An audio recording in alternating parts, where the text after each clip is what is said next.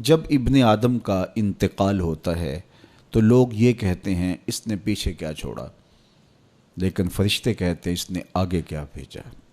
دنیا پہ اس موضوع پہ بات چھڑی ہوتی ہے، اس کی جائیداد کتنی، اس کے بنگلے اور کوٹھیاں کتنی ہیں، اس کا بینک بیلنس کتنے ہیں، کتنی فیکٹریاں چھوڑ کے گیا ہے۔ اخبار میں بھی آتا ہے کہ فلاں صاحب فوت ہو گئے اور اپنے ترکے میں یہ چھوڑ گئے، اپنی اولاد میں یہ چھوڑ گئے۔ تو یہاں یہ عنوان چڑھا ہوتا ہے کہ اس نے پیچھے کیا چھوڑا، لیکن فرشتوں کے مجلس کے اندر یہ عنوان چڑھا ہوتا ہے اس نے آگے کیا بھیجا۔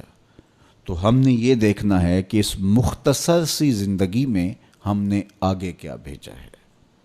فرمایا ابن آدم کہتا ہے مالی مالی، میرا مال میرا مال۔ اس کا مال وہی ہے جو اس نے کھایا اور ضائع کر دیا، پہنا اور پرانا کر دیا، یا اس نے آگے بھیج دیا۔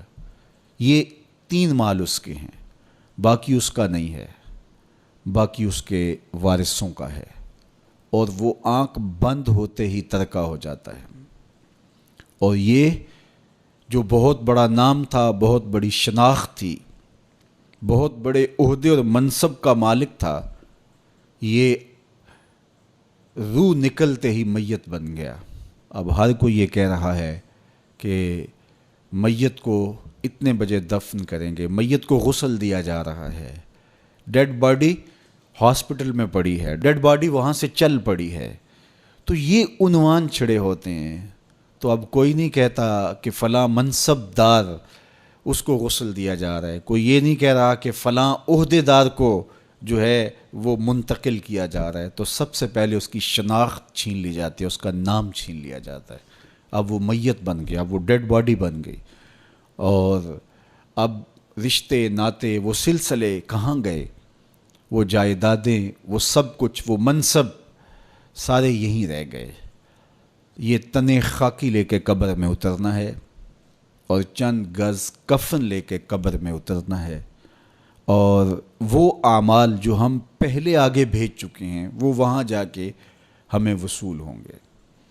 اور اگر ہم اس جہان کے لیے یہاں پہلے کچھ نہیں بھیجا تو یہاں سے تو کچھ ساتھ نہیں لے کے جائیں گے۔ واحد لباس کفن ہے جس کو جیب نہیں ہوتی۔ اگر کوئی کسی کے کفن میں جیب لگا کے اس میں درہم، دینار اور ڈالر ڈال بھی دے تو پھر بھی وہ سکہ وہاں نہیں چلے گا۔ اس کی قبر کے اندر بہت سارے درہم و دینار، سونے اور چاندی کے ڈھیر بھی کوئی ساتھ دفن کر دیں تو پھر بھی یہ سکہ قبر میں نہیں چلے گا۔ وہاں اعمال کا سکہ چلتا ہے، وہاں صالحیت کا سکہ چلتا ہے۔ تو یہ ہم یہاں سے جو آگے بھیج چکے ہوتے ہیں وہ ہمیں وہاں جا کے وصول کرنا ہوتا ہے۔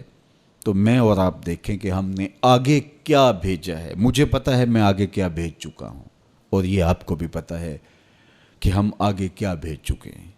تو میرے رب کی یہ کرم نوازی ہے کہ حضرت انسان کو تنبیہ کر کے اس کو بتا رہا ہے تاکہ وہ غفلت کے دائرے سے باہر نکلے اور اپنی زندگی کا جائزہ لے۔ تو فرمایا وَلْتَنْظُرْ نَفْسٌ مَا قَدَّمَتْ لِغَدٍ، ہر جان یہ دیکھے اس نے آنے والے کل کے لیے آگے کیا بھیجا ہے۔